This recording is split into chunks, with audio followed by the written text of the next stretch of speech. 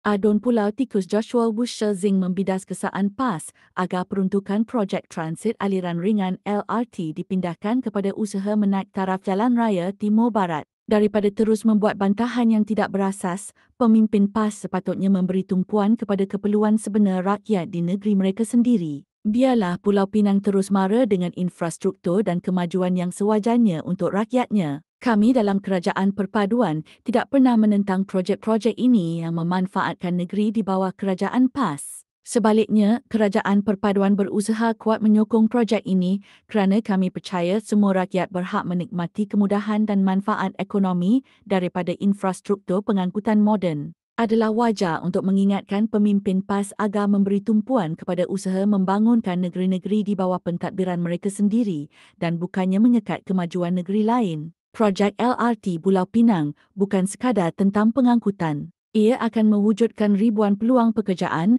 membantu mengekalkan bakat tempatan, merangsang limpahan ekonomi merentasi pelbagai sektor.